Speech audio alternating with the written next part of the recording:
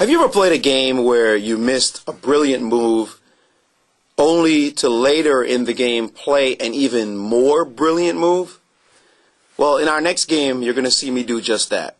I had this position where I should have played this really sweet move, but later I got to play something even sweeter. Now, I don't know what is more special or which one was more valuable, because if I had played the move the first time, or this good move the first time, I would never have gotten the chance to play the second move. But being a strong player, you want to play the best move in the moment, so I'm disappointed in myself for not having played that first move. So there you have it. It's it's a catch-22. So let's take a look at what happened, and then you be the judge to see which one you would have preferred to play. I had this position. I had the white pieces. And my opponent played the move a6. And it just looked like a move that attacked my bishop, and so no problem. I just moved it back to a4. But I missed, and I mean I completely didn't even consider at all the possibility of playing the move bishop to c6.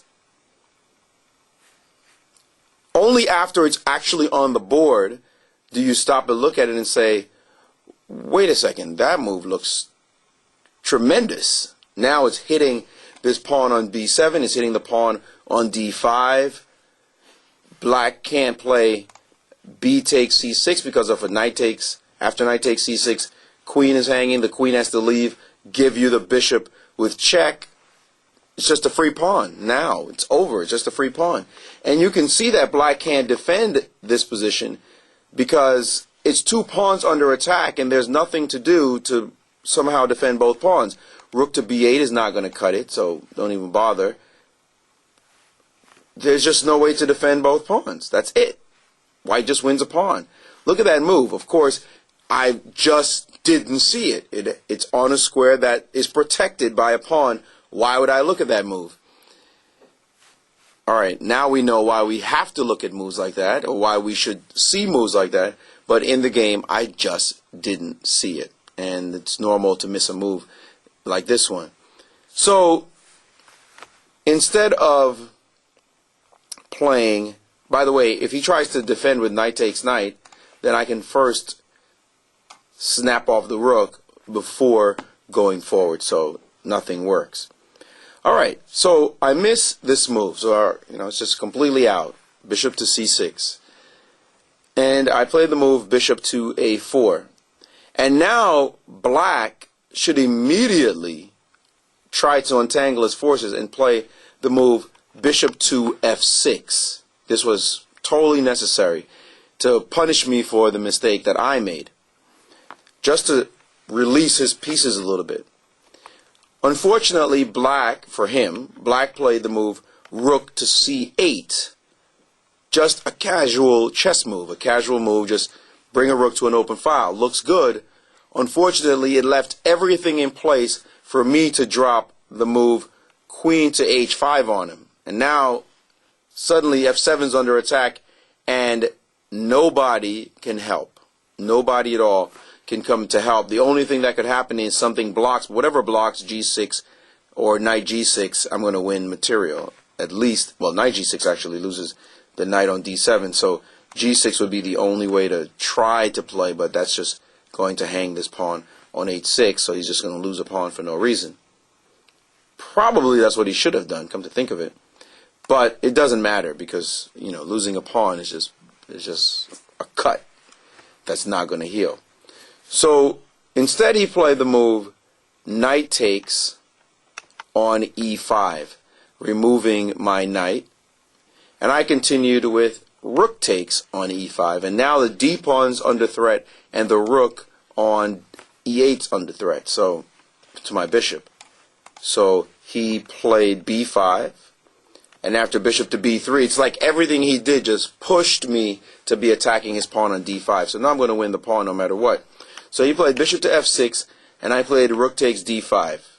That's not the brilliant move.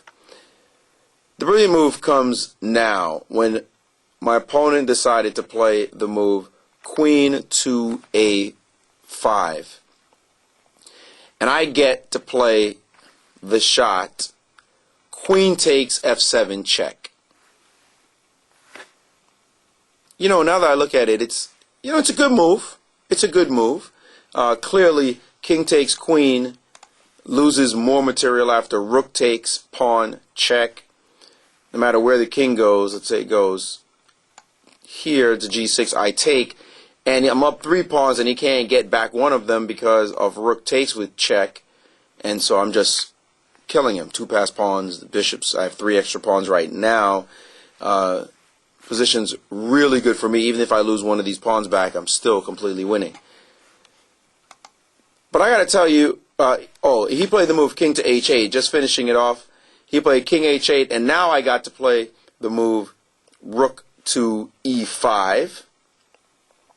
Nice little discovery. Guarding the back rank, by the way. Right? That would have been a nasty accident if I had thought maybe I could be brilliant and play rook takes b5 right now, only to see this check happen on the board, and suddenly I'm dead. That would have been, that would have been mate. Not good. So, of course, I just blocked, after king h8, I just blocked the mate with rook e5, and now I'm threatening his rook and I'm threatening mate on g8. So that's all she wrote, and he resigned. You know, when I look at this now, and I remember my feeling when I realized I had missed bishop c6, I much prefer bishop c6. I mean, queen f7, you know, it's like, yeah, you know, you can see that. That's something you see in a book anytime. You could just put this in some random Reinfeld book now, and it's, you know, sacrifice, discovered attack, no problem. This has been done 1,000,001 times, as queen takes f7 check, and I can already think of it, you know, done even better. But bishop c6, I'm sure I've never seen this, except in this position. I just never seen this tactic before, and that's probably why I didn't see it now. You know, we learn so much from patterns that we kind of rely on patterns. But protected square tactics, hopefully that is something that can expand your awareness so you can see more moves. Because I've never seen this kind of idea. I mean, it's very specific, in fact. Put your bishop on a square where if it's captured, there's going to be a fork on your on this other bishop, right? So it's very specific to this position in many ways. But somehow you'd like for your brain to see that move anyway, right? Because a computer sees, a program sees the move. In fact, it was Fritz who showed me the move when I inputted the game. I just simply didn't see this shot. Bishop to c6. I mean, I could argue that it was 1991 and I wasn't that strong yet, but I was pretty good tactically. It's just that moves like that don't appear in your brain, and we've seen that over and over again. It's just not natural to make that move, and that's why I missed it. So I think my vote is for bishop c6 over the queen sack. Maybe you might disagree. You might like the flashier move.